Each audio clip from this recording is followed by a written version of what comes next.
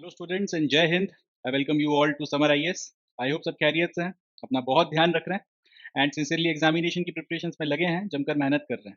तो आज के सेशन में हम लोग 3 फरवरी 2024 का द हिंदू न्यूज़पेपर और उसके इंपॉर्टेंट करंट अफेयर्स को डिस्कस करेंगे for UPSC civil services 2024 pre as well as mains. ना सिर्फ हम लोग इस तारीख के करंट अफेयर्स को डिस्कस करेंगे इस सेशन में, साथ ही साथ हम इन करंट अफेयर्स में से, इस कंटेंट में से प्रीलिम्स में एज वेल एज मेंस में क्वेश्चंस किस तरीके से पूछे जा सकते हैं, अगर प्री में एमसीक्यू फ्रेम किए जाएंगे तो किस तरीके से बनाए जा सकते हैं, एंड मेंस आंसर राइटिंग में आपको अगर इस डाटा का इस्तेमाल करना है कहीं पर तो किस तरह से आप कर सकते हो। इन सारी बातों को हम लोग डिस्कस करेंगे। सो काफ़ी कुछ है जानने के लिए, काफ़ी सारी चीज़ें हैं सीखने के लिए। And now without any further ado, ये भी बिगिन शुरू करते हैं 3 फरवरी 2024 के द हिंदू न्यूज़पेपर के इंपॉर्टेंट करंट अफेयर्स। और पहली खबर ये रही आपके सामने।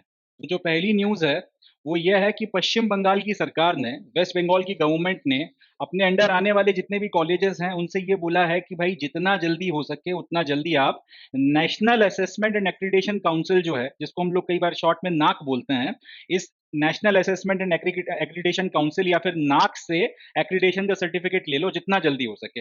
ये खबर जो थी ये पर्टिकुलर आपकी न्यूज़ है। अब सवाल उठता है कि ये जल्दबाजी क्यों, या फिर ये क्यों चाहते हैं कि जल्दी से जल्दी इसको ले लिया जाए। तो उसके पीछे की वजह यह है कि मई के महीने में नाक अपना जो पैरामीटर है एक्रीडिटेशन का उसको चेंज करने वाली है, और उसके बाद में ये प्रोसेस जो है थोड़ा सा ज़्यादा टफ हो जाएगा एक्रीडिटेशन करवाना कॉलेज का, और उसमें एक सर्टेन रैंकिंग हासिल करना फिर थोड़ा सा मुश्किल हो जाएगा। इसलिए पश्चिम बंगाल की सरकार चाहती है कि जितना जल्दी कि अभी अपना जो प्रेजेंट पैरामीटर है इसी में अपने कॉलेजेस का एक्रीडिटेशन हो जाए तो ठीक रहेगा। तो इस खबर पे बात करने के पहले पहली चीज तो ये कि ये जो शब्द है एक्रीडेशन, ये फैंसी से शब्द का मतलब क्या होता है। तो पहले हम लोग ये देखते हैं कि एक्रीडेशन वर्ड का मीनिंग क्या है, फिर बाकी बात करेंगे। देखिए, एक्रीडेशन वर्ड का मतलब अगर आपने समझना है, बहुत सिंपल भाषा में, अगर कोई इंस्टीट्यूशन सरकार ने बनाया है और उस इंस्टीट्यूशन को ये जिम्मेदारी दी है कि भैया कुछ पैरामीटर्स के बेसिस पर कुछ ग्रुप ऑफ बॉडीज का आपने जो है टाइम टू टाइम असेसमेंट करना है, टाइम टू टाइम आपने जो है उनका मूल्यांकन करना है, और इन पैरामीटर्स के बेसिस पर फिर आपने उन बॉडीज को रैंकिंग देनी है। ठीक है जी, उन पैरामीटर्स के बेसिस पर आपने इन बॉडीज को रैंकिंग देनी है कि ये अच्छी क्वालिटी, ये टॉप की कैटेगरी में आते हैं या मीडियम कैटेगरी में आते हैं या सबसे लोएस्ट कैटेगरी में आते हैं।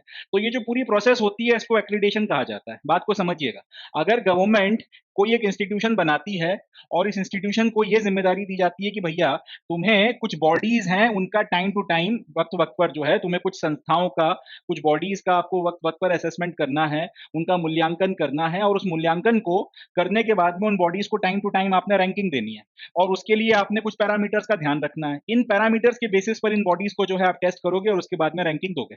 सबसे सिंपल एग्जांपल अगर आपको चाहिए तो आप स्वच्छ भारत का उठा सकते हैं। हर साल स्वच्छ भारत का सर्वेक्षण आता है, उसमें कुछ पैरामीटर्स डिसाइडेड हैं, उस पैरामीटर्स के बेसिस पर हर एक शहर का जो है असेसमेंट किया जाता है, हर एक स्टेट का असेसमेंट किया जाता है, यूनियन टेरिटरी का असेसमेंट किया जाता है, और उन पैरामीटर्स पर फिर जो आपके सबसे अच्छी या फिर हाई रैंकिंग परफॉर्मेंस वाले जो आपके राज्य होते हैं, शहर होते हैं, वो टॉप में रहते हैं। जो उतना अच्छा नहीं परफॉर्म कर पा रहे वो आपका मीडियम रेंज में आ जाते हैं या मीडियम रैंक्स में आ जाते हैं, और सबसे बुरा करने वाले सबसे लोएस्ट लेवल पर आते हैं। तो ये जो पूरी प्रक्रिया होती है जिसमें अपन कुछ पैरामीटर्स के बेसिस पर, कुछ पैरामीटर्स के अगेंस्ट में कुछ बॉडीज का मूल्यांकन या असेसमेंट करते हैं, इसको बोला जाता है एक्रीडेशन। इसके एक दो एग्जांपल्स ले लेते हैं। जैसे आप लोगों के घर में इलेक्ट्रिकल इक्विपमेंट्स काफी सारे होंगे, तो उसमें देखिएगा हमेशा एक आईएसआई का मार्क बना रहता है, इंडियन स्टैंडर्ड्स इंस्टीट्यूशन मार्क के जो ये है इसका फुल फॉर्म है। तो आईएसआई का जो मार्क है वो हमेशा बना रहता है। इससे एक बात क्लियर रहती है कि भाई इंडिया में जो इलेक्ट्रिकल इक्विपमेंट्स अपने को इस्तेमाल करने हैं उसका जो एक स्टैंडर्ड डिसाइड किया गया है, अपना जो इक्विपमेंट है उस स्टैंडर्ड के ऊपर फिट बैठता है, तभी उसको आईएसआई की मार्किंग दी गई है। इसी तरीके से एक और स्टैंडर्डाइजेशन होता है जिसको हम लोग बोलते हैं आईएसओ। इसका फुल फॉर्म है इंटरनेशनल ऑर्गेनाइजेशन फॉर स्टैंडर्डाइजेशन। अब अगर आईएसओ मार्क लगा हुआ है, इसका मतलब किसी पर्टिकुलर चीज के ऊपर अगर आईएसओ मार्क है, मतलब ये कि इंटरनेशनल लेवल पर जो एक्सेप्टेबल स्टैंडर्ड्स हैं उस पर्टिकुलर चीज के इक्विपमेंट के, वो आपका इक्विपमेंट जो है सेटिस्फाई करता है। अब आपने कैसे डिसाइड कर लिया कि भाई आपका जो सामान है वो आईएसओ सर्टिफाइड है या फिर आईएसआई सर्टिफाइड है? इसका जवाब यह है कि आपने अपने अपने कुछ पैरामीटर्स बना के रखे होंगे। आईएसआई या फिर इंडियन स्टैंडर्ड इंस्टीट्यूशन ने अपना मार्क देने से पहले कुछ पैरामीटर बना के रखे होंगे कि भैया ये सारी बातें होनी चाहिए, तब हम आपको जो है ये पर्टिकुलर मार्क देंगे। अब अगर उन पैरामीटर्स पे कोई बॉडी फिट बैठती है तो फिर उसको ये मार्क दिया जाता है। ये जो प्रोसेस है ये कहलाती है एक्रीडेशन। तो एक्रीडेशन का मतलब अपने को ध्यान रखना है कुछ पैरामीटर्स के अगेंस्ट में अगर किसी कुछ संस्थाओं को असेसमेंट किया जाता है और उसके बाद उनकी रैंकिंग या ग्रेडेशन होता है तो वो पूरी की पूरी प्रोसेस कहलाती है एक्रीडेशन। अब भारत में जितने आपके कॉलेजेस हैं जो एजुकेशनल इंस्टीट्यूशंस हैं इनकी भी एक रैंकिंग जो है सरकार बनवाती है। उसमें अपने को पता चलता है कि टॉप में कौन से कॉलेजेस हैं, मीडियम लेवल पे या मीडियम कैटेगरी में कौन से कॉलेजेस हैं और बहुत अच्छा परफॉर्म जो नहीं कर पा रहे वो कौन से कॉलेजेस हैं, सेंट्रल के लेवल पर भी और स्टेट के लेवल पर भी। इसके लिए इसकी जिम्मेदारी जिस बॉडी को दी गई है उसका नाम है national assessment and accreditation council. अब जैसे कि नाम से ही समझ में आ रहा है कि सबसे पहले ये लोग क्या करते हैं, असेसमेंट करते हैं किसी भी इंस्टीट्यूशन का और असेसमेंट कर चुकने के बाद में फिर उसका एक्रीडेशन या फिर उसकी रैंकिंग या फिर उसके जो भी आपने स्टैंडर्डाइजेशन के बेसिस पे उसको जो भी आपने कैटेगरी में रखना है वो सारी की सारी चीजें करवाई जाती हैं। तो पश्चिम बंगाल के कॉलेजेस ने भी काफी वक्त से ये एक्रीडेशन शायद करवाया ही नहीं था या फिर काफी वक्त से इसमें वो पार्टिसिपेट नहीं कर रहे थे। अब मगर जैसे ये खबर लगी कि मई के महीने में ये नए पैरामीटर्स आने वाले हैं तो फिर वेस्ट बंगाल की गवर्नमेंट ने इसके ऊपर थोड़ा जोर देके बोला है अपने कॉलेजेस से स्टेट में कि भैया जल्दी से जल्दी करा लो। अब सवाल उठता है कि ये एक्रीडेशन कराने से फायदा क्या होगा। ये एक्रीडेशन अगर आपने करा लिया, नाक करके जो ये इंस्टीट्यूशन है इसका आपने एक्रीडेशन करा के सर्टिफिकेट ले लिया तो फिर इसका फायदा क्या है? इसका जवाब यह है कि एक बार जब आप नाक से एक्रीडेशन कराकर उसका सर्टिफिकेट ले लेते हो, उसके बाद में आपका जो इंस्टीट्यूशन है वो सेंट्रल गवर्नमेंट से मिलने वाले फंड्स और यूनिवर्सिटी ग्रांट्स कमीशन की तरफ से जो मिलने वाले फंड्स हैं उसके लिए एलिजिबल हो जाता है।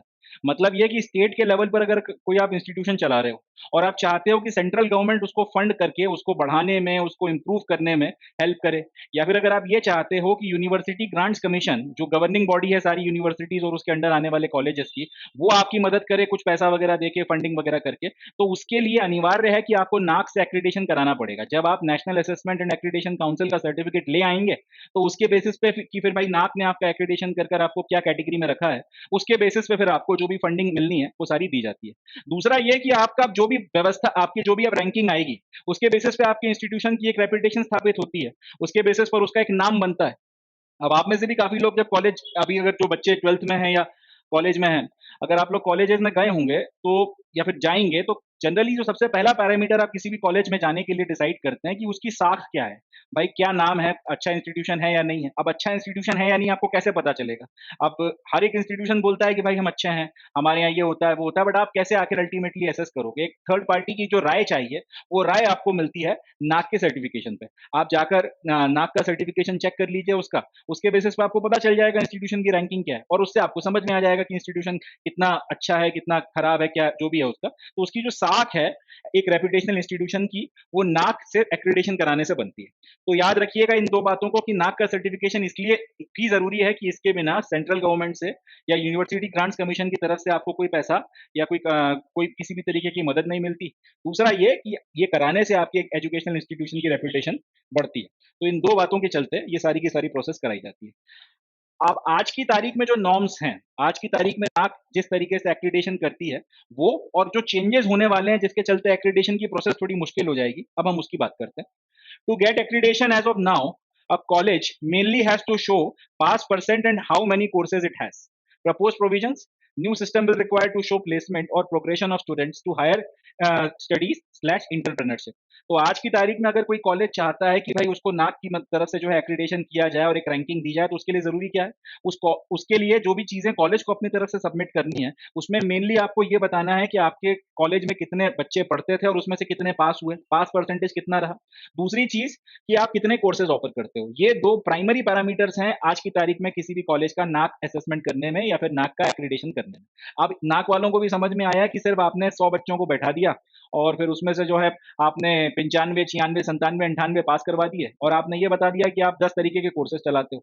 तो ये सुनने में बड़ा अच्छा लगता है कि यार 99% या 100% जो है आपका पास परसेंटेज है और आप 12 तरीके के, 15 तरीके के, 20 तरीके के कोर्सेज ऑफर करते हो।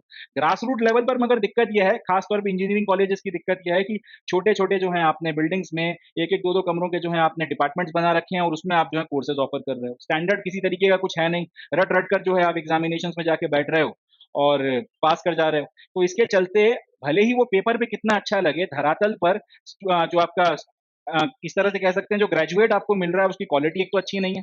दूसरा, आपका जो एजुकेशन का स्तर है, कॉलेज लेवल पर जो एजुकेशन का स्तर है वो उतना अच्छा निकल कर आ नहीं रहा। तो अब नाक को अपनी गलती या फिर यूँ कहें कि लिमिटेशन समझ में आई है, तो उन्होंने पैरामीटर्स में चेंजेस किए हैं। उनका कहना यह है कि पास परसेंट और कितने कोर्स ऑफर करते हो ये तो तुम बताओ ही बताओ।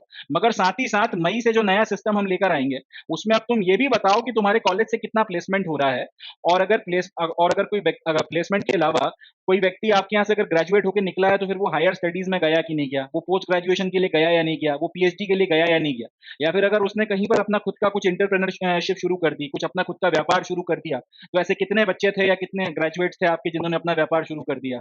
इसमें से फिर कितने जो है स्टार्टअप्स या व्यापार कामयाब हुए, कौन क्या कहाँ पहुंचा, कहाँ नहीं पहुंचा? अब ये सारी चीजें भी जो है देखी जाएंगी। मतलब अभी तक सिर्फ नंबर्स पे फोकस किया जा रहा था, अब नंबर्स के साथ साथ क्वालिटी पर भी फोकस किया जाएगा कि आपका जो ग्रेजुएट निकल कर आ रहा है वो क्वालिटी कितनी रखता है, और साथ ही साथ प्लेसमेंट वगैरह कितने हो रहे हैं, इससे भी समझ में आएगा कि आपकी क्वालिटी का जो है स्तर क्या है। तो इन सारी चीज़ों के चलते असेसमेंट मुश्किल हो जाएगा, और पहले जहाँ पर आपको सिर्फ 2 चीज़ें बताकर एक आसानी से एक अच्छी रैंकिंग मिल सकती थी, अब वहाँ पे उसकी जगह 4 से 5 पैरामीटर कर दिए गए, और इन पर अपने आप को खरा साबित करने पर ही आपको अच्छी रैंकिंग मिलेगी। तो ये सारे जो हैं चेंजेस अपने होने वाले हैं, और ये करवाए बिना आपको यूजीसी की तरफ से या सेंटर की तरफ से ग्रांट मिलेगा नहीं, रेपुटेशन बनेगी नहीं, इसलिए करवाना ज़रूरी है। इसीलिए वेस्ट बंगाल की जो गवर्नमेंट है अपने कॉलेजेस के पीछे लगी हुई है। तो यहाँ तक हम लोगों ने खबर के ऊपर बात कर ली। अब इस खबर में क्योंकि इस इंस्टीट्यूशन का ज़िक्र आ गया है, national assessment and accreditation council, तो नाक क्या होता है, इसके बारे में भी अब थोड़ी जानकारी हमको होनी चाहिए। इनफैक्ट ये मेन पॉइंट है इस पूरी की पूरी न्यूज़ का कि हमको national assessment and accreditation council के बारे में पता होना चाहिए। तो अब वो हम लोग देखेंगे कि नाक क्या चीज़ है, नाक के बारे में हम थोड़ी बातचीत करते हैं। देखते हैं सर? तो अब हम नाक के बारे में बात करते हैं। It is an autonomous body under the University Grants Commission that assesses and certifies higher education institutions with gradings as part of accreditation. तो नाक या फिर national assessment and accreditation body क्या है? यूनिवर्सिटी ग्रांट्स कमीशन के under काम करने वाली एक ऑटोनॉमस बॉडी है, जिसकी जिम्मेदारी यह है कि भाई उसको जो हायर एजुकेशन के इंस्टीट्यूशंस हैं, यानी कि जो भी कॉलेजेस वगैरह हैं, इनका लगातार असेसमेंट करना है, और असेसमेंट करने के बाद जो भी पैरामीटर्स हैं जिसके बेसिस पर असेसमेंट किया जाएगा, उसके बाद में इनकी ग्रेडिंग करनी है। ये जो पूरी एक्रीडेशन या फिर सर्टिफिकेशन की जो प्रोसेस है, इसके तहत में आपको उनकी ग्रेडिंग कर कर उनकी एक रैंकिंग बनानी है, उनकी ग्रेडिंग करके बताना है कि ये किस कैटेगरी का कॉलेज है, अच्छी कैटेगरी का कॉलेज ए, या टॉप कैटेगरी का कॉलेज है, मीडियम कैटेगरी का कॉलेज है, या उसके नीचे वाली कैटेगरी का कॉलेज है। ये सारे काम करना है। तो याद रखिएगा, national assessment and accreditation council autonomous body है, मगर यूनिवर्सिटी ग्रांट्स कमीशन के तहत में काम करती है, और प्राइमरी रिस्पॉन्सिबिलिटी हायर एजुकेशन के जो इंस्टीट्यूशन हैं, सारे इंस्टीट्यूशन भी नहीं, स्कूल्स वगैरह की भी बात कर इसमें नहीं की जाती है। स्कूल्स वगैरह का असेसमेंट इससे नहीं होता। सिर्फ हायर एजुकेशन इंस्टीट्यूशन का मतलब क्या, कॉलेजेस वगैरह और उसके ऊपर के जो इंस्टीट्यूशन हैं, उसका असेसमेंट नाक से करवाया जाता है, और वो असेसमेंट कर चुकने के बाद में ये लोग कॉलेजेस वगैरह की ग्रेडिंग करते हैं, इनको कुछ कैटेगरीज में रखते हैं। अब अगला सवाल ये कि आप एक्रीडिटेशन करते कैसे हो, उसका पूरा प्रोसेस क्या होता है? Though through a multi-layer process, a higher education institution learns whether it meets the standard of quality set by the evaluator in terms of curriculum, faculty, infrastructure, research and other parameters. तो वो particular parameters जिसके basis पर assessment किया जाता है वो क्या क्या है? पहला तो आपके यहाँ क्यूरिकुलम क्या चल रहा है, जो आप पढ़ा रहे हो वो यूनिवर्सिटी ग्रांट्स कमीशन के द्वारा अप्रूव्ड कोर्सेज हैं या नहीं है। पहली चीज तो ये देखी जाती है। दूसरा, फिर आपकी फैकल्टी का क्या क्वालिफिकेशन है, कितना एक्सपीरियंस है, कितने वक्त से वो पढ़ा रहे हैं, ये सारी चीजें भी देखी जाती हैं। तीसरा, आपका इंफ्रास्ट्रक्चर कैसा है कॉलेज का, जो मैंने अभी थोड़ी देर पहले बताया कि ऐसा तो नहीं है कि एक छोटी सी बिल्डिंग बना ली आपने और उसी में आप 10 तरीके के कोर्सेज चला रहे हो। प्रॉपर आपके पास में इंफ्रास्ट्रक्चर है या नहीं, फिजिकल क्लासरूम्स हैं या नहीं, लैब्स आपके पास हैं या नहीं। लैब्स के नाम पर ऐसा तो नहीं है कि एक या दो इक्विपमेंट्स रखे हुए हैं, अच्छे से आपकी वेल इक्विप्ड लैब्स लैब्स हैं या नहीं, जो मॉडर्न इक्विपमेंट्स आपके पास में होने चाहिए, जो यूजीसी के द्वारा अप्रूव्ड हैं, वो सब आपके पास में है या नहीं। ये सारी की सारी चीजें चेक होती हैं। प्लस आपके इंस्टीट्यूशन में रिसर्च का क्या काम चल रहा है, कितने रिसर्च पेपर्स आपके इंस्टीट्यूशन के द्वारा जो है सबमिट किए गए हैं, कहाँ कहाँ पे और किस किस तरीके की कॉन्फ्रेंसेज में आपने उनको सबमिट किया है, कहीं पर आपके किसी रिप्यूटेड मैगजीन में आपके ये रिसर्च पेपर्स पब्लिश हुए हैं या नहीं, और इसी के साथ साथ दूसरे पैरामीटर्स की स्पोर्ट्स के आपके क्या फैसिलिटीज हैं, और बाकी आपके यहाँ रैगिंग वगैरह तो नहीं होती, और इस बाकी सारी इस तरीके की जो भी दूसरी इस तरीके की जो चीजें आती हैं वो सब भी इसमें शामिल होती हैं। बट प्राइमरीली ये मेजर मेजर फैक्टर्स हैं जिसके बेसिस पर असेसमेंट किया जाता है। अब इन सारे पैरामीटर्स के बेसिस पर असेसमेंट कर चुकने के बाद में अगर जो भी क्वालिटी सेट की गई है उसको ये पर्टिकुलर इन सारे सारे पैरामीटर्स के बेसिस पर अगर कोई इंस्टीट्यूशन उनको सेटिस्फाई करेगा तो ऑब्वियस सी बात है उनको एक अच्छी रैंकिंग मिलेगी। अगर वो इनको सेटिस्फाई ना करेगा या फिर पार्शियली सेटिस्फाई करेगा, पूरी तरह से अगर सेटिस्फाई ना कर पाएगा, तो जाहिर सी बात है उतनी अच्छी रैंकिंग नहीं मिलेगी। तो इन सारे पैरामीटर्स के बेसिस पर एक मल्टी लेयर प्रोसेस होती है, सिर्फ एक बार नहीं, कई बार और कई सारे तरीकों से जो है एक प्रोसेस के थ्रू असेसमेंट इन सब चीजों का किया जाता है और उसके बाद में रैंकिंग दी जाती है। रैंकिंग या फिर जो भी ग्रेडेशन आपको मिल रहा है हायर एजुकेशन इंस्टीट्यूशन को, वो बता दिया जाता है और उसके बेसिस पर आपको समझ में आ जाता है कि भाई आप हाईएस्ट क्वालिटी पे हो, के स्टैंडर्ड्स रखते हो और उसके अकॉर्डिंग आपको हाईएस्ट ग्रेडेशन मिला है, या फिर आप उतने अच्छे स्टैंडर्ड्स नहीं रखते। अब जो भी आपकी ग्रेडेशन मिलेगा वो आपको समझा देगा कि भाई अपने को भी जरूरत है इंप्रूव करने की या नहीं है, और अगर इंप्रूव करने की जरूरत है तो कहाँ कहाँ इंप्रूव करने की जरूरत है, ये सारी बातें भी जो है अपने को समझ में आएंगी। तो एक्रीडेशन इस तरीके से इन पर्टिकुलर पैरामीटर्स के बेसिस पर किया जाता है और इनकी मदद से हायर एजुकेशन इंस्टीट्यूशन को पता चल जाता है कि उसकी क्या स्थिति है, क्या स्थिति नहीं। The rating of institution ranges from A double plus to C. If an institution is graded D, it means it is not accredited. तो एक बार जब किसी इंस्टीट्यूशन की आपने पूरी एक्रीडेशन की प्रोसेस कर ली और जब ग्रेडिंग की बारी आती है तो सबसे टॉप की जो ग्रेडिंग होती है वो है A double plus. A double plus का मतलब कि आपका इंस्टीट्यूशन सबसे बेहतर से बेहतर और बढ़िया से बढ़िया कर रहा है, सारे पैरामीटर्स पे बिल्कुल फिट बैठता है और आपने इसी पर्टिकुलर पैरामीटर्स के बेसिस पर अपने आप कॉलेज को जो है चलाना है और इसी पर्टिकुलर स्टैंडर्ड को जो है मेंटेन रखना है। आपको सबसे हाईएस्ट क्वालिटी ऑफ फंड मिलेगा गवर्नमेंट ऑफ इंडिया की तरफ से भी, आपको सबसे हाईएस्ट क्वालिटी ऑफ सबसे हाईएस्ट अमाउंट ऑफ फंड मिलेगा यूनिवर्सिटी ग्रांट्स कमीशन की तरफ से भी, और जितनी हो सकती है सबसे ज्यादा मदद जो है आपकी की जाएगी। इसके बाद में ए प्लस आ जाता है, यानी कि अभी आप में सुधार की गुंजाइश है, वैसे तो आप अच्छा कर रहे हो मगर आपको अभी और सुधार की गुंजाइश है। फिर ए आ जाता है, इसके बाद में फिर बी आ जाता है और इस तरीके से करते करते आप सी तक जाते हो। तो अगर आप सी ग्रेड पर हो यानी कि आपको सी रैंकिंग दी गई है तो मतलब अभी तो बहुत सुधार की गुंजाइश है, बहुत से पैरामीटर्स हैं जिस पे काम करने की जरूरत है। बी दी गई है तो फिर और ज्यादा, बी दी गई है तो तब भी आपको जरूरत है कि आप इंप्रूव करके ए तक जाओ। तो ये सारी चीजें होती हैं। अगर कुछ इंस्टीट्यूशंस ऐसे हैं जिनको नाक ने ग्रेड किया है डी कैटेगरी में, इसका मतलब यह है कि इनका एक्रीडेशन अभी तक उसके द्वारा हुआ नहीं है या फिर इन कॉलेजेस ने, इन इंस्टीट्यूशंस ने एक्रीडेशन के लिए अप्लाई नहीं किया। अब अगर इनकी ग्रेडिंग डी कर दी गई तो पहली चीज तो ये कि नाक की वेबसाइट पे अगर इनकी ग्रेडिंग डी पड़ी हुई है तो फिर यहाँ पे एडमिशंस नहीं होंगे। लोग बाग देखेंगे तो पहला ख्याल उनके दिमाग में यही आएगा कि यार ये इंस्टीट्यूशन ठीक नहीं है, यहाँ पे आपको एडमिशन नहीं लेना चाहिए। दूसरा ये कि अगर ये सरकार से या यूनिवर्सिटी ग्रांट्स कमीशन से चाहते हैं कि इनकी कुछ मदद की जाए, इनको फंडिंग वगैरह प्रोवाइड की जाए, तो इनको किसी तरीके की कोई फंडिंग नहीं मिलने वाली, बिकॉज इन्होंने अपनी एक्रीडेशन की प्रोसेस नहीं करवाई हुई है। प्रोसेस ऑफ एक्रीडेशन, अब ये पूरी की पूरी जो प्रोसेस है एक्रीडेशन की वो कैसे की जाती है, मैंने अभी आपको बताया था कि ये मल्टी लेयर्ड प्रोसेस है, तो अब इसमें क्या क्या लेयर्स होती हैं, क्या क्या किया जाता है वो अपन लोग देखते हैं। NAAC relies heavily on self-assessment reports of applicant institutions. The first step is for an applicant institution is to submit a self-study report of information related to quantitative and qualitative metrics. The data is then validated by NAAC experts team followed by peer team visits to the institution. तो NAAC का जो assessment होता है आज की तारीख में, जो नए आपके पैरामीटर्स आएंगे उसमें शायद ये चीज चेंज हो जाए, मगर आज की तारीख में NAAC का जो assessment है इसमें ये लोग सेल्फ असेसमेंट के ऊपर बहुत ज्यादा रिलाई करते हैं। यानी कि एक एप्लीकेंट इंस्टीट्यूशन जो है, अगर जैसे मेरा कॉलेज या मेरा कोई इंस्टीट्यूशन चल रहा है और मैं चाहता हूं कि भाई मुझे नाक का एक्रीडेशन मिल जाए, तो उसके लिए मुझे कुछ पर्टिकुलर चीजें अपनी तरफ से सबमिट करना पड़ती हैं। अब वो सारी चीजें क्या हैं, इन पैरामीटर से रिलेटेड इन्फॉर्मेशन मुझे इनको देना पड़ती है कि क्या क्यूरिकुलम है, क्या फैकल्टी है, क्या इंफ्रास्ट्रक्चर है, क्या रिसर्च है, क्या दूसरे पैरामीटर्स हैं। इन सारी चीजों के बारे में मुझे अपना पूरा असेसमेंट कर अपनी खुद की एक रिपोर्ट बनाकर ये नाक का जो भी ऑफिस है वहां पर सबमिट करना पड़ती है। तो पहली स्टेप में अब ये होता है कि जितने भी क्वालिटेटिव और क्वांटिटेटिव मैट्रिक्स वगैरह हैं, इन सब की मैंने सेल्फ स्टडी करी अपनी तरफ से, मैंने अपने आप की जो है एक ग्रेडिंग करी, मुझे पैरामीटर्स पता है, उसके बेसिस पे मैंने अपने आप का जो है एक असेसमेंट कर एक रिपोर्ट बनाई और वो सबमिट कर दी नाक को। अब नाक वाले ये करेंगे कि इस पूरे के पूरे डाटा को जो मैंने भेजा है उनको, वो उसको वैलिडेट करना शुरू करेंगे। वैलिडेशन कैसे किया जाएगा, एक्सपर्ट्स बैठेंगे, इसका पूरा असेसमेंट करेंगे और उसके बाद बताएंगे कि मेरे द्वारा भेजा गया जो डाटा है वो कितना सही है, कितना गलत है, इसमें कितना फ्लॉज है या फिर कितने फॉल्ट्स हैं या फिर कितना हद तक जो है ये डाटा रिलायबल है। एक तो ये चीज होती है। इसके अलावा कुछ एक्सपर्ट्स की पूरी एक टीम बनाकर मेरे इंस्टीट्यूशन में भेजी जाएगी और फिर ये लोग आकर यहाँ पर जो रिपोर्ट मैंने भेजी थी वो, जो उसके ऊपर एक्सपर्ट्स ने अपनी राय रखी है वो, और जो आपके स्टेट पैरामीटर्स हैं, तीनों के बेसिस पे पूरे के पूरे इंस्टीट्यूशन का एनालिसिस किया जाएगा, वैल्यूएशन किया जाएगा और उसके बाद में फिर जो है आपको ग्रेडिंग वगैरह दी जाती है। उसके बाद में फिर आपकी जो भी ग्रेडिंग वगैरह है वो की जाएगी। तो यहाँ पर दो चीजें हो रही हैं, एक तो मुझे मौका मिल रहा है अपना खुद का सेल्फ असेसमेंट करने का। अगर अपना असेसमेंट कर मुझे दिख रहा है कि मेरे कॉलेज में कुछ कमी है या फिर मेरे इंस्टीट्यूशन में कुछ कमी है, तो मैं उसमें खुद ही सुधार कर लूँ ताकि मेरी जो रिपोर्ट सबमिट हो और उसके बाद में मेरी जो ग्रेडिंग आए वो अच्छी आए। तो इसलिए सेल्फ असेसमेंट के ऊपर भी जो है जोर दिया जाता है। मगर सिर्फ सेल्फ असेसमेंट के भरोसे भी नहीं छोड़ दिया गया, क्योंकि पता है कि लोग बाग अपनी तरफ से बड़ा चढ़ा के बताएंगे। ऐसी कंडीशन में उसकी पहले करवाई जाती है एक्सपर्ट से वैलिडेशन, जो नाक के खुद के हैं, और फिर भेजी जाती है टीम। तो 3 लेयर्स पे जो है, एक तो आप अपने लेवल पे खुद इंप्रूवमेंट करो और उसके बाद रिपोर्ट भेजो, दूसरा आपकी रिपोर्ट का वैलिडेशन, और तीसरी चीज टीम आके देखेगी और उसके बाद में फिर जो है आपको रैंकिंग वगैरह दी जाएगी। तो इस तरीके से मेनली 3 या 4 लेयर्स में पूरी की पूरी प्रोसेस जो है करवाई जाती है। Future perspective.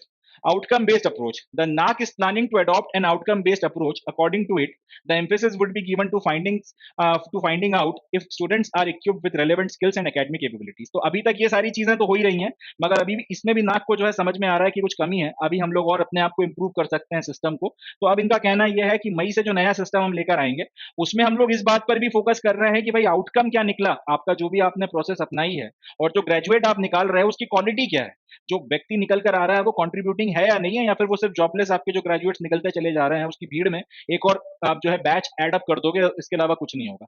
तो इंपॉर्टेंट पॉइंट है कि नाक की प्लानिंग अब ये है कि भाई आउटकम बेस्ड अप्रोच जो है आपको फॉलो करना है। इसमें एम्फेसिस सिर्फ आपका कितना बड़ा कॉलेज है, कितने कोर्सेज ऑफर कर रहे हो, कितना पास परसेंटेज पे नहीं दिया जाएगा।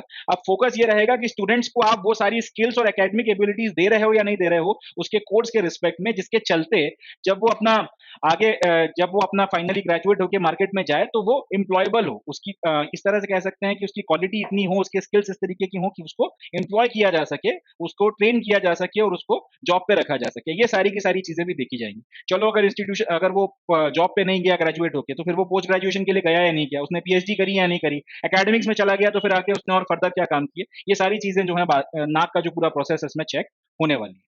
ये सारी चीजें करने के पीछे की वजह या मिशन या जो ऑब्जेक्टिव है, to arrange for periodic assessment and accreditation of institutions of higher education और यूनिट्स देयर। तो वही कि वक्त वक्त पर आपके इंस्टीट्यूशंस का असेसमेंट होता रहे, तो इन लोगों को भी जो है टाइम टू टाइम समझ में आता रहे कि क्या स्टैंडिंग है इनकी, और जितना अच्छा रैंकिंग होगी जाहिर सी बात है उतने ज्यादा आपके यहाँ बच्चे एडमिशन लेंगे, तो आपका फिर कॉलेज बढ़िया चलेगा, क्योंकि at the end of the day ये धंधा है, बिजनेस है, आपने कमाना है। तो ज्यादा से ज्यादा लोग एडमिशन लें, इसके लिए ये लोग भी अपने ऊपर काम करें, और एजुकेशन का जो एक स्टैंडर्ड, एक जो सर्टेन आपका कह सकते हैं जो क्वालिटी है वो मेंटेन रहे, इस बात को ध्यान में रखते हुए ये लोग कंटिन्यूअसली जो है पीरियोडिकली असेसमेंट वगैरह करके ग्रेडिंग वगैरह देते रहते हैं। तो पहला तो ये हो गया।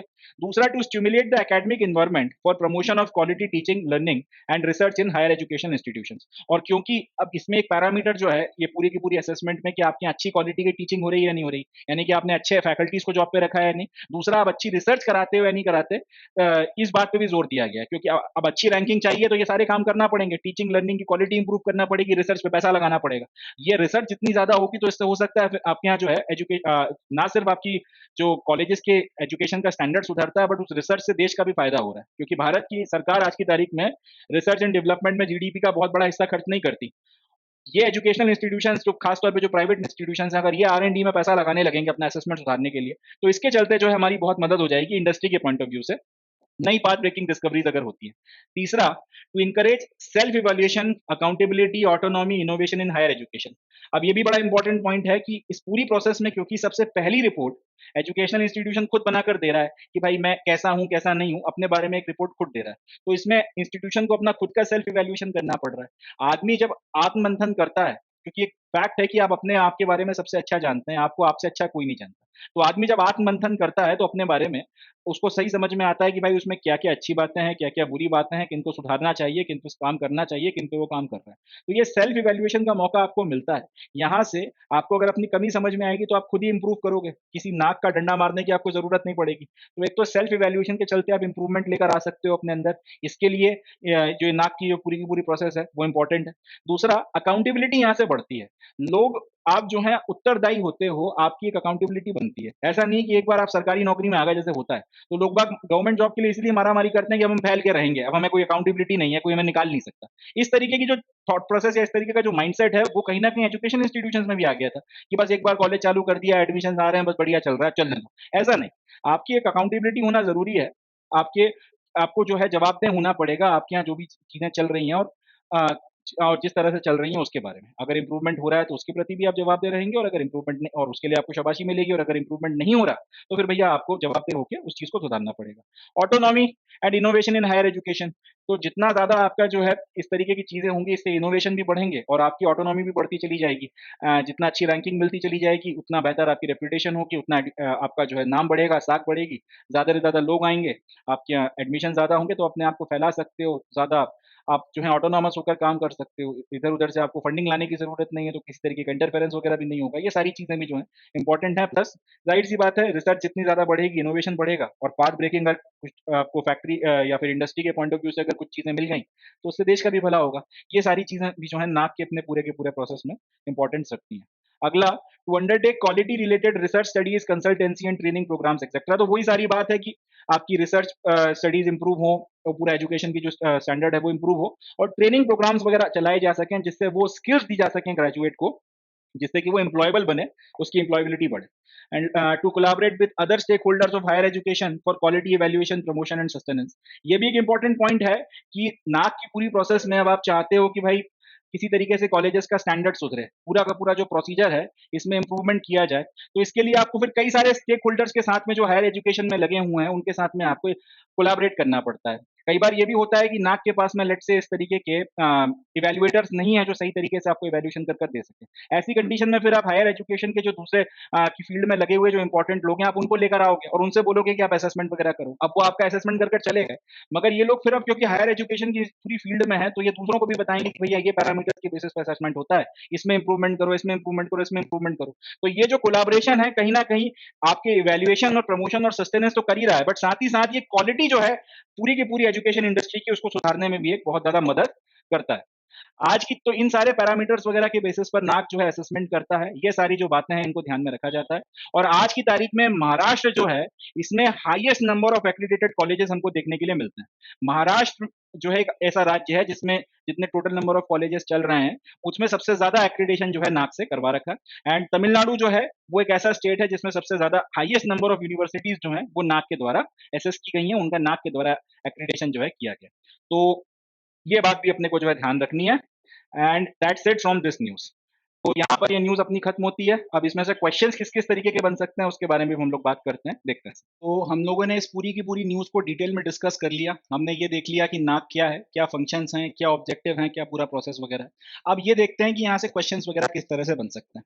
तो जो पहली स्लाइड है जिसमें मैंने आपको ये बताया था कि पश्चिम बंगाल की सरकार लगी हुई है कि भैया अपना एक्रेडिटेशन जल्दी से जल्दी करा लेते हैं, और उसके पीछे की वजह कि ये आपका मई के महीने में ये पैरामीटर चेंज होंगे। इसमें से कोई एमसीक्यू तो बनने वाला है नहीं, इसमें से कोई कुछ नहीं पूछने वाला। ये मैंने आपके साथ में इसलिए शेयर किया था कि आपको कंटेक्स्ट समझ में आए कि मैंने आपको अगर नाक के बारे में इतना डिटेल में पढ़ाया है तो क्यों पढ़ाया है, तो उसकी वजह समझाने के लिए कि क्यों ये न्यूज में है, ये मैंने आपके साथ में शेयर किया था। तो इससे एमसीक्यू वगैरह तो किसी तरीके का बनेगा नहीं, मगर बस कंटेक्स्ट के लिए मैंने आपको बताया था। इस स्लाइड में से जरूर आपसे एक एमसीक्यू पूछा जा सकता है, या इसमें से जरूर एक एमसीक्यू बनाया जा सकता है कि अगर आप national assessment and accreditation council से एक्रीडिटेशन या सर्टिफिकेशन कराते हैं तो उसके बेनिफिट क्या होते हैं, या फिर अगर नहीं कराते हैं तो उसके नुकसान क्या होते हैं। तो याद रखिएगा, सेंट्रल गवर्नमेंट से और यूनिवर्सिटी से एक पैसा नहीं मिलेगा अगर आप नाक से एक्रीडिटेशन ना कराएं या सर्टिफिकेशन ना लें। प्लस आपकी खुद की इज्जत बढ़ती चली जाती है अगर आप को अच्छी रैंकिंग मिले, और अगर अच्छी रैंकिंग नहीं मिले तो फिर जाहिर सी बात है आपको फिर सुधार करने का मौका भी जो है मिलता है कि अपने अंदर इंप्रूवमेंट लाओ, ताकि अगली बार जब आप अप्लाई करो तो आपको ग्रेडेशन इंप्रूव कर दिया जाए। तो ये अपने को याद रखना है, नाक का असेसमेंट या एक्रेडिटेशन क्यों जरूरी है। इसके बिना सेंट्रल गवर्नमेंट और यूजीसी फंड नहीं आपको देते, और अगर ये करवा लो तभी आप फंडिंग के लिए एलिजिबल होते हो। तो एक तो एमसीक्यू यहां से बनता है।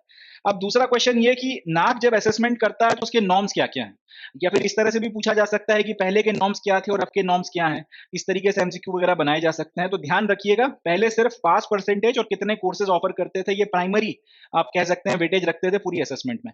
अब इनके साथ ही साथ ये भी है कि अब ये नहीं है कि इनको आपने हटा दिया है, पास परसेंटेज और कितने आपने कोर्सेज ऑफर करते हैं ये अभी भी देखा जाएगा, मगर इनके साथ साथ कितने स्टूडेंट्स जो हैं आपके उनका प्लेसमेंट हुआ, कितने स्टूडेंट्स हायर स्टडीज में चले गए, ग्रेजुएशन के बाद पोस्ट ग्रेजुएशन या मास्टर्स, और उसके बाद में फिर आपका पीएचडी में चले गए, कौन कौन एंटरप्रेन्योरशिप में चला गया, कितने स्टार्टअप चालू हुए, ये सारी चीजें भी देखी जाएंगी। मतलब सिर्फ क्या पढ़ा रहे हो वो मैटर नहीं करता, वो पढ़ाई का असर क्या निकल रहा है, ग्रेजुएट की क्वालिटी क्या है तुम्हारे यहाँ से, वो सारी चीज भी जो है चेक होगी। तो इसके ऊपर एक एमसीक्यू बनाया जा सकता है कि क्या क्या जो है आपके पैरामीटर या फिर असेसमेंट करने के लिए नॉर्म्स जो है वो क्या है, पूरा प्रेजेंट नॉर्म्स या फिर पुराना, जब तक अगर लेट से ये जुलाई जुलाई के बाद पूछा गया तो तब तक ये आपके पुराने नॉर्म्स हो जाएंगे और ये वाले नए नॉर्म्स हो जाएंगे। तो याद रखना है कि प्रेजेंट नॉर्म्स में पास परसेंट और कोर्सेज हैं, अगली वाली में ये प्लस ये बाकी सारे जो नॉर्म्स हैं ये भी इसमें इंक्लूड होकर आ जाएंगे। चले आगे बढ़ते हैं।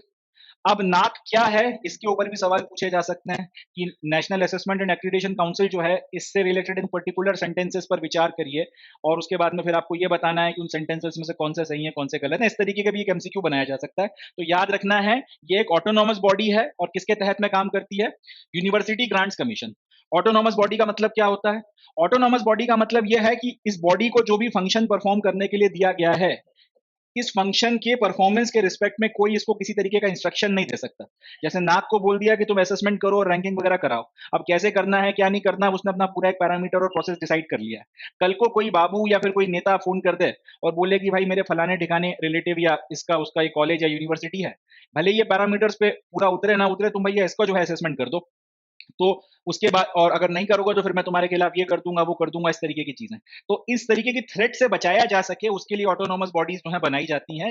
इसमें काम करने वाले लोगों को के ऊपर इस तरीके से आप इतना आसानी से कार्यवाही नहीं कर सकते, इनको अपने पद से इतना आसानी से हटाया नहीं जा सकता। उसका प्रोसेस लंबा चौड़ा होता है जो प्रैक्टिकली इनको इनके पद से हटाना नेक्स्ट टू इम्पॉसिबल कर देता है। तो ये सारी चीजें की जाती हैं ताकि इनको जो भी इंपॉर्टेंट फंक्शन दिया गया है वो इंटीग्रिटी के साथ में परफॉर्म हो सके, वो इंटीग्रिटी के साथ में परफॉर्म हो सके। तो पहली बात ये याद रखिएगा, national assessment and accreditation council नाक एक ऑटोनोमस बॉडी है। दूसरा क्वेश्चन कि ये किसके तहत में आती है? ये एजुकेशन मिनिस्ट्री मिनिस्ट्री वो सब उस तरह से नहीं, यूनिवर्सिटी ग्रांट्स कमीशन के तहत में आती है, यूनिवर्सिटी ग्रांट्स कमीशन के अंडर में ये आती है। अगली चीज, एक क्वेश्चन और बनता है कि नाक किन किन इंस्टीट्यूशन को सर्टिफाई करती है? तो ध्यान रखिएगा, हायर एजुकेशन के जो इंस्टीट्यूशन हैं, यानी कि कॉलेज जो है आपका ग्रेजुएशन के लेवल पर, ट्वेल्थ के बाद जो कॉलेजेस हैं वहां से लेके फिर जितने भी हायर एजुकेशन के इंस्टीट्यूशन हैं, यूनिवर्सिटीज वगैरह तक, उनका असेसमेंट या उनका एक्रीडिटेशन नाक के द्वारा किया जाता है।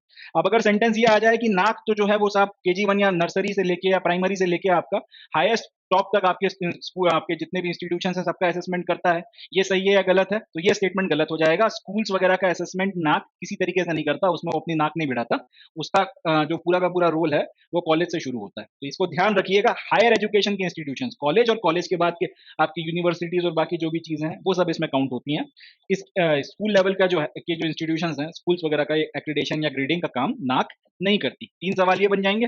एंड लास्ट की फिर आपका असेसमेंट किया कैसे जाता है, आई डोंट थिंक इसके ऊपर सवाल आएगा। मेंस में एक क्वेश्चन ये जरूर बन सकता है कि आप नाक एक्सप्लेन कर दो पूरा का पूरा, मगर इसके चांसेस कम है।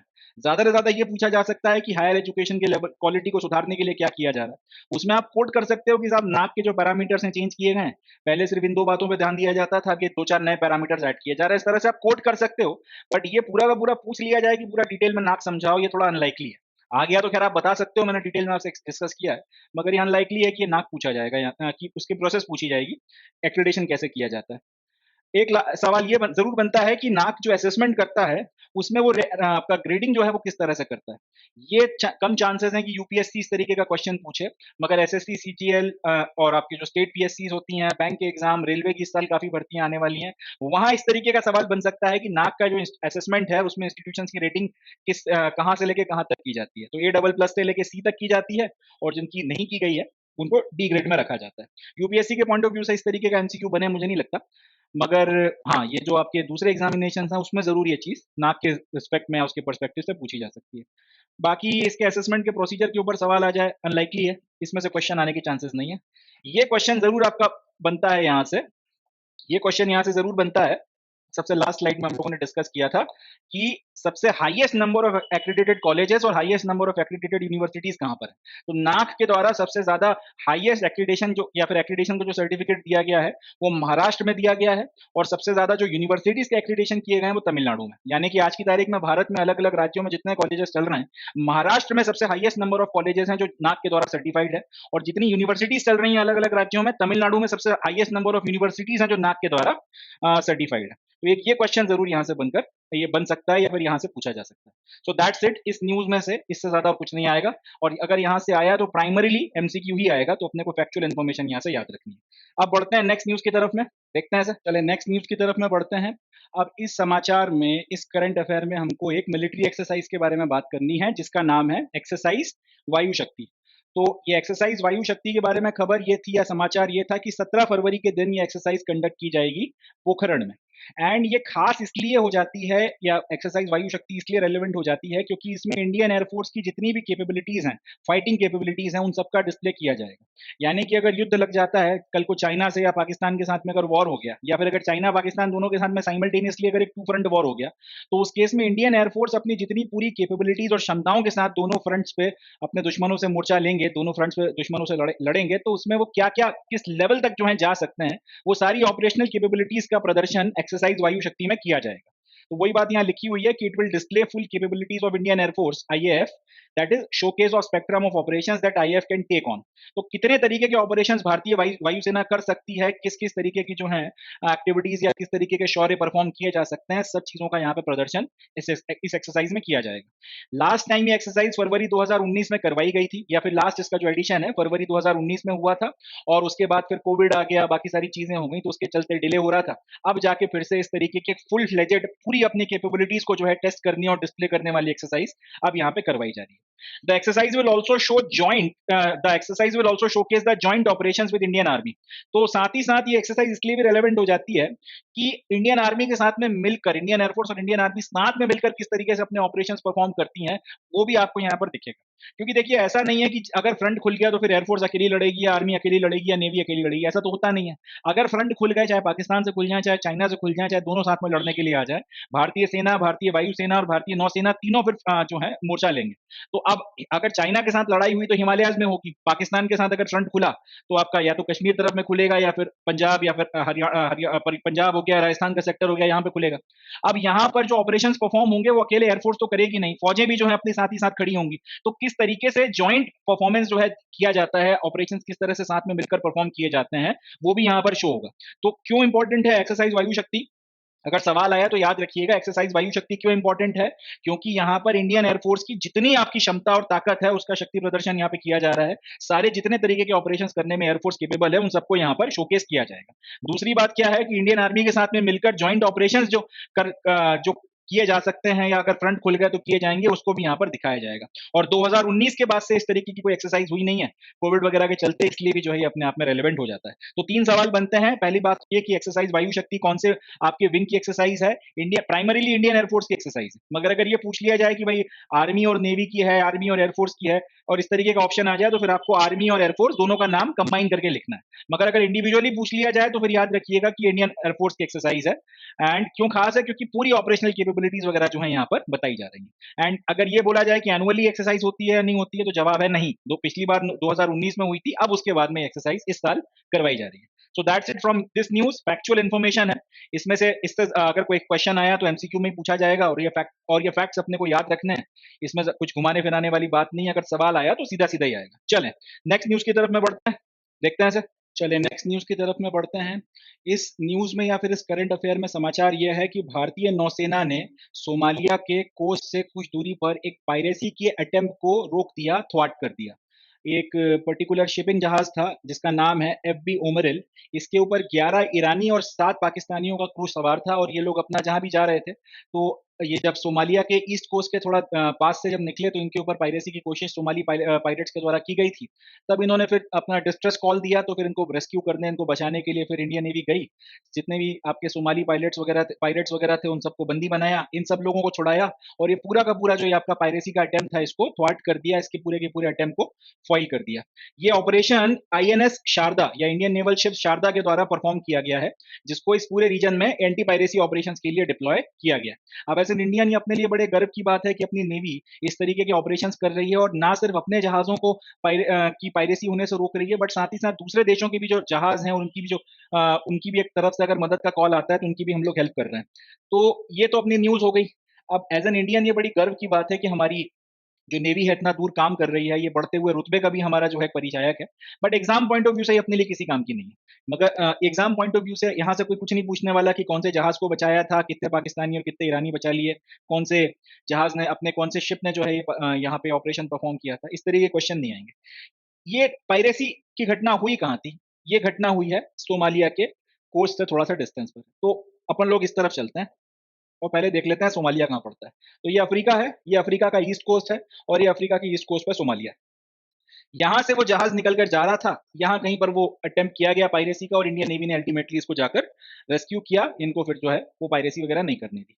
ये पूरा का पूरा क्षेत्र जो है, यहाँ से काफी बड़ी मात्रा में शिपिंग होती है, काफी बड़ी मात्रा में व्यापारी जहाज यहाँ से निकलते हैं। और सोमालिया, क्योंकि ये का जो इलाका है यहाँ पे लगता है, तो ये लोग सोमालिया के जो पायरेट्स वगैरह हैं, जो सोमाली पायरेट्स हैं, तो इस तरह से जाने वाले जितने भी जहाज हैं, उनके ऊपर ये वक्त वक्त पर इस तरीके की पायरेसी की कोशिशें करते रहते हैं।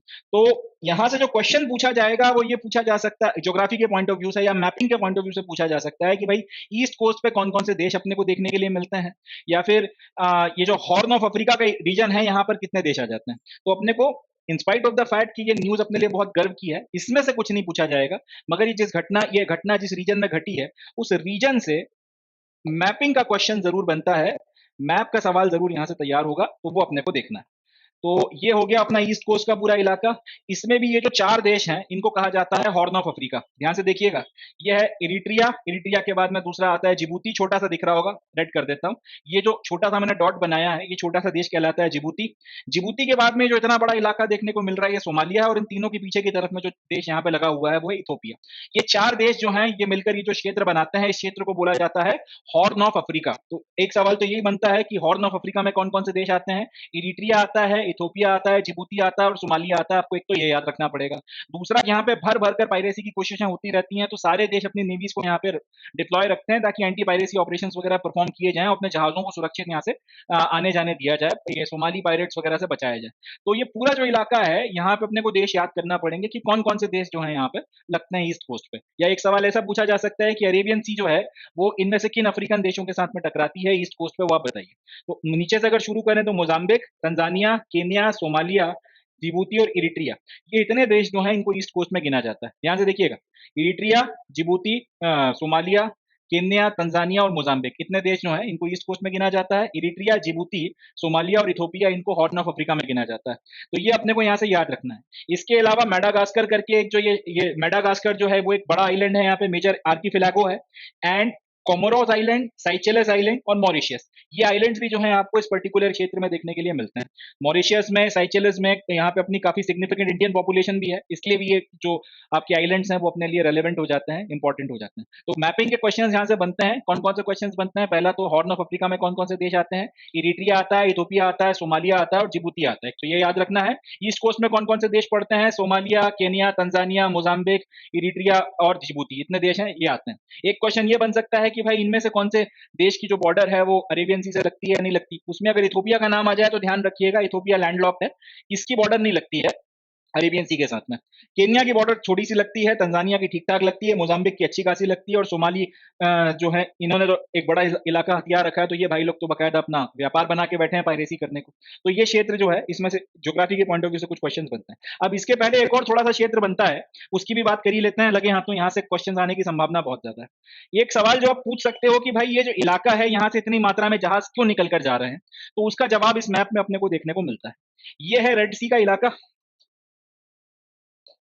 ये जो है वो रेड सी का इलाका है, और इस रेड सी के अंदर जाने के लिए या तो इस रेड सी से आपको निकल कर बाहर जाना है, या फिर आपको यहां से अंदर होते हुए इस रेड सी की तरफ में जाना है। इधर वे, अगर आप ऊपर यूरोप वगैरह से कहीं से स्यूज कैनाल से होकर रेड सी से होते हुए आ रहे हैं और अब आपको जो है अरेबियन सी में जाना है, तो यहाँ से निकलना पड़ेगा। इसी तरीके से अगर आप अरेबियन सी से होते हुए आ रहे हैं और आप ये रेड सी के थ्रू होते हुए स्यूज कैनाल के रास्ते यूरोप निकल जाना चाहते हैं, तो भी आपको यहाँ से जो है जाना पड़ेगा और ये रास्ता लेना पड़ेगा। अब ये तो जो पूरा क्षेत्र है, ये इंडियन ओशन कहलाता है, या फिर इसको आप अरेबियन सी भी कह सकते हो। जैसे ही आप यहाँ से यहाँ अंदर एंटर करते हो, ये हॉर्न ऑफ अफ्रीका का जो सोमालिया है और ये अरेबियन पेनिनसुला का जो ये ऊपर का इलाका आ रहा है यमन का, इसके बीच में जो ये क्षेत्र आपको देखने को मिलता है, इसे बोला जाता है गल्फ ऑफ ईडन। इसको एकदम गांठ बांध के दिमाग में उतार लीजिए, यहाँ से इस बार कुछ ना कुछ जरूर पूछा जाएगा, क्योंकि हूती जो यहाँ पे बैठे हुए हैं, ये भर भर के मिसाइलें मार रहे हैं जब से इसराइल और पैलेस्टीन का कन्फ्लिक्ट हुआ है, और पूरा शिपिंग इंडस्ट्री को जो है तहस नहस करने में लगे हुए हैं। तो इस इलाके के ऊपर अब यहाँ पे काफी लड़ाई झगड़े हो रहे हैं, तो यहाँ पे कुछ ना कुछ जरूर पूछा जाएगा। तो अरेबियन, ये पूरा जो खुला हुआ सी है, इसको अपन अरेबियन सी या फिर इंडियन ओशन बोलते हैं। यहाँ से जैसे ही आप अंदर एंटर करें, सोमालिया का जो ये ऊपर का इलाका है, जो हॉर्न ऑफ अफ्रीका का ये पोर्शन है, और अरेबियन पेनिनसुला का जो ये इलाका है या फिर ये यमन की जो बॉर्डर है, इसके बीच का जो पोर्शन है या फिर इसके बीच का जो ये वाटर है, इसको बोला जाता है gulf of Eden. Gulf of Eden से आप जैसे ही आगे बढ़ते हो, तो यहाँ पर एक छोटा सा नैरो पास आता है, इसको बोला जाता है बाब अल मंदेब। बाब अल मंडेब, बहुत इंपॉर्टेंट है, याद रखिएगा। ये यहां से चाहे आप गल्फ ऑफ एडन से रेड सी में जा रहे हो, चाहे आप रेड सी से गल्फ ऑफ एडन में आ रहे हो, दोनों केसेस में आपको इस छोटे से नैरो पास से निकलना पड़ेगा, जो अफ्रीका और अरेबियन पेनिनसुला के बीच में पड़ता है। इसको बोला जाता है बाब अल मंडेब। और उसके बाद फिर ये जो क्षेत्र शुरू हो जाता है यहाँ पे, ये भी आपको अफ्रीका और अरेबियन पेनिनसुला के बीच में ही देखने को मिल रहा है, मगर इसको कहा जाता है रेड सी। तो ये जो पोर्शन है वो आपका रेड सी कहलाता है। यहाँ से भी एक क्वेश्चन बनता है आप लोगों के लिए, मैं दे रहा हूं, अगर इसका जवाब हो सके तो आप मुझे कमेंट्स में बताइएगा कि रेड सी के इस तरफ अरेबियन पेनिनसुला की कितनी कंट्रीज जो है रेड सी से टकराती हैं, उनकी बॉर्डर लगती है, और अफ्रीका की कितनी कंट्रीज हैं जो रेड सी के साथ में बॉर्डर उनकी टच होती है, बताइएगा। नहीं बता तो फिर मैं बता दूंगा। दूसरा ये कि बाब अल मंडेब जो है वो किन किन देशों के बीच में है, तो यमन एक तरफ पड़ता है और दूसरी तरफ में जिबूती आ जाता है और इरिट्रिया आ जाता है, ये याद रखिएगा। अगला कि गल्फ ऑफ एडन किस किस के बीच में आता है, तो गल्फ ऑफ एडन यमन और सोमालिया के बीच में आ जाता है।